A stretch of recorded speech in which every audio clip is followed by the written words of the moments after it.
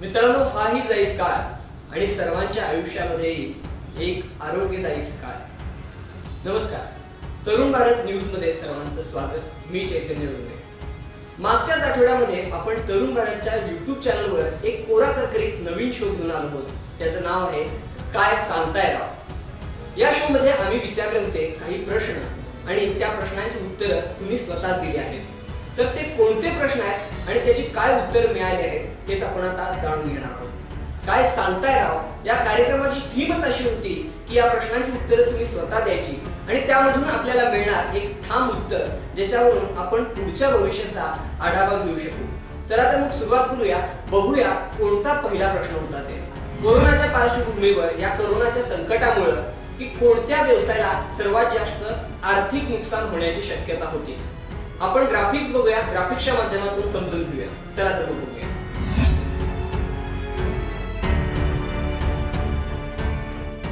कोरोनामुळे सर्वात मोठं आर्थिक नुकसान होण्याची शक्यता 1100 यामध्ये ओट्स आपल्याला मिळाले होते, भाग घेतला होता. तर त्यामध्ये शेती व्यवसायाला म्हणजे शेतकऱ्यांना 66% नुकसान होणार असं जनता सांगते. दुसरा होता पर्याय तो म्हणजे नोकरदार वर्ग, त्यामध्ये 13% लोकांना आर्थिक नुकसान होणार आहे. तिसरा होता व्यावसायिक, इतर सर्वसाधारण व्यवसाय त्याच्यामध्ये होते, तर त्यामध्ये 19% लोक सांगतायत की आर्थिक नुकसान या क्षेत्राला होणार आहे. आणि चौथा पर्याय होता तो म्हणजे मनोरंजन क्षेत्र. मनोरंजन क्षेत्राला 3% नुकसान होणार असं लोक सांगतायत.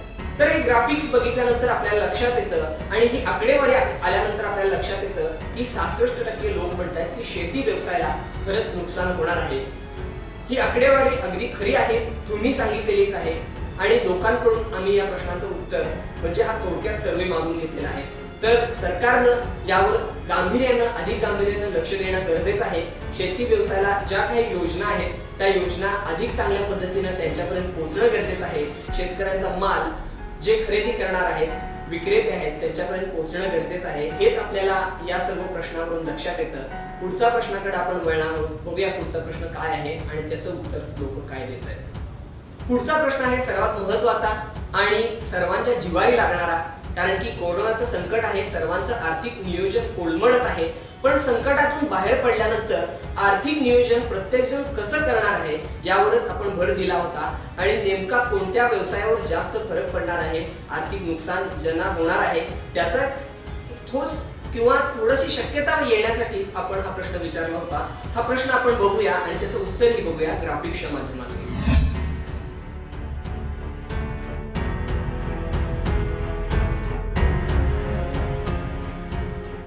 पहिला पर्याय होता तो म्हणजे हॉटेलिंग.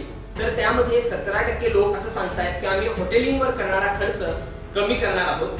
दुसरा पर्याय होता तो म्हणजे प्रवास. प्रवास हा सर्वांचा महत्त्वाचा मुद्दा आहे, कारण की प्रवासावर सरकारनं, राज्य सरकारनं तसंच केंद्र सरकारनं सुद्धा खूप सारे निर्बंध घातलेले आहेत आता तरी. आणि लॉकडाऊन झाल्यानंतर किंवा कोरोनाचं संकट बाजूला झाल्यानंतर सुद्धा प्रवासावर बरेचसे निर्बंध येणार आहेत. म्हणूनच प्रवास हा पर्याय आपण ठेवला होता. तर फक्त 60% लोक म्हणतात की प्रवासावरचा खर्च आम्ही कमी करणार आहोत.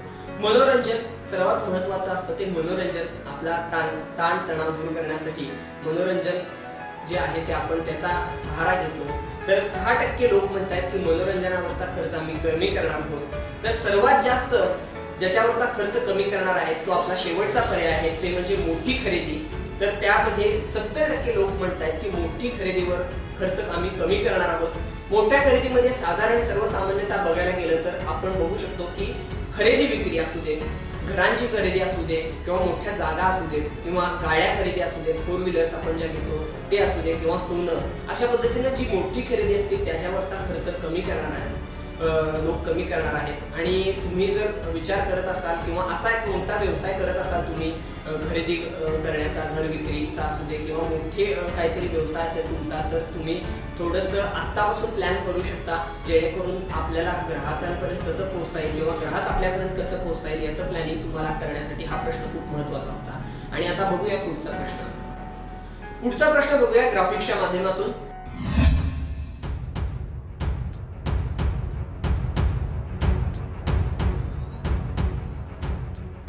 पुढचा प्रश्न होता आता शेअर मार्केट व्यवसायाला फायदा होणार की नाही होणार भविष्यात, तर यामध्ये सुद्धा 1100 वोट्स आपल्याला मिळालेले आहेत आणि यामध्ये 2 ऑप्शन होते, होणार, हो होणार किंवा नाही होणार।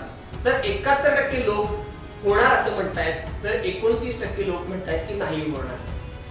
तर भविष्यामध्ये शेअर मार्केटला फायदा होणार असं म्हणतायत लोक, म्हणजेच आता काही कारणास्तव शेअर मार्केटमध्ये जी काय चढ उतार होत आहेत तर त्यावरूनच आधारित लोकांनी हे मत मांडलं असेल।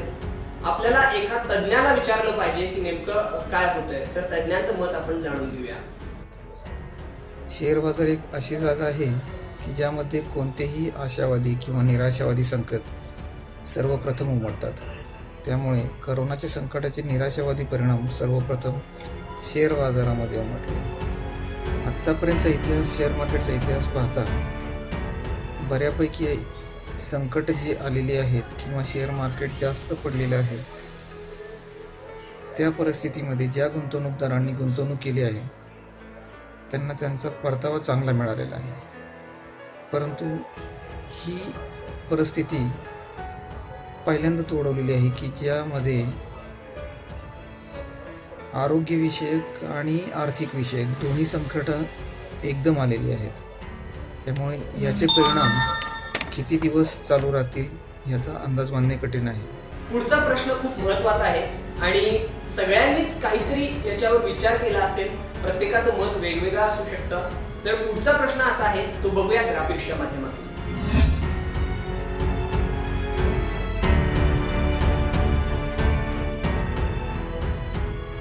केंद्र सरकारच्या प्रयत्नांवर तुम्ही समाधानी आहात का, असं आपण विचारलं होतं। यामध्ये 2000 लोकांनी भाग घेतला होता आणि 2000 लोकांनी वोट्स दिले होते। तर 82% लोक म्हणतायत हो आम्ही समाधानी आहोत, तर 13% लोक म्हणतायत की आम्ही समाधानी नाही आहोत आणि थोडे समाधानी असलेले 5% लोक आहेत। तर यावरूनच लक्षात येते की केंद्र सरकारचं काम चांगलं होतंय, त्यांनी ज्या योजना आणलेल्या आहेत त्या योजना लोकांपर्यंत पोहोचतायत, चांगलं होतंय काम, हेच आपण या प्रश्नावरून जाणून घेऊ शकतो। तर एकंदरीतच केंद्र सरकार असू दे किंवा राज्य सरकार असू दे यांना लोकांचा पाठिंबा मिळणं, एक चांगली पॉझिटिव्ह एनर्जी तयार करणं खूप गरजेचं आहे आणि म्हणूनच हा प्रश्न खूप महत्त्वाचा होता। तर शेवटचा आणि महत्त्वाचा प्रश्न आता आपण बघूया, ग्राफिक्सच्या माध्यमातून आपण ही आकडेवारी बघूया आणि प्रश्नही बघूया।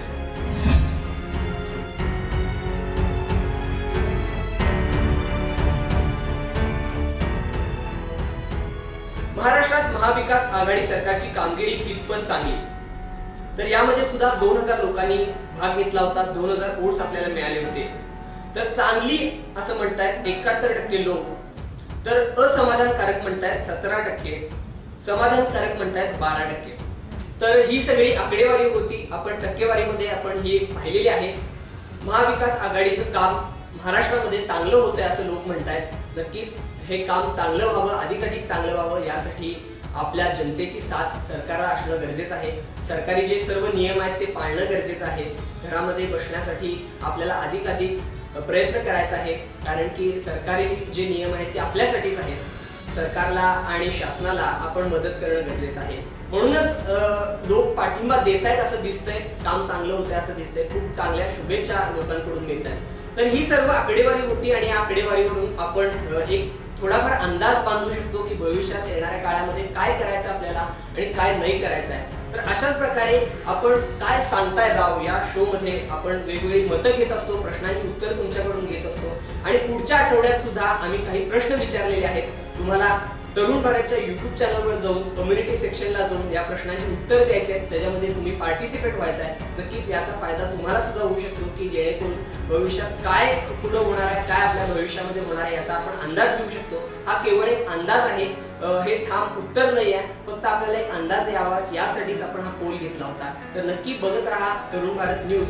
YouTube चॅनलवर तुम्ही बघत असाल तर सबस्क्राईब करा आणि फेसबुकवर बघत असाल तर तुम्ही आमच्या पेजला लाईक करायला विसरू नका आणि तुम्हाला हा शो कसा वाटतोय हे सुद्धा कळवायला विसरू नका। आणि तुमच्या मनातली काही प्रश्न असतील, तुम्हाला काही सरकारला विचारायचं असेल किंवा लोकांना विचारायचं असेल तर तो प्रश्न सुद्धा आम्हाला कमेंट बॉक्समध्ये कमेंट करून कळवायला विसरू नका। चला तर मग भेटूया पुढच्या शो मध्ये अशाच प्रकारे प्रश्न आणि उत्तरे घेऊन। तोपर्यंत तुमचा मी निरोप घेतो। धन्यवाद।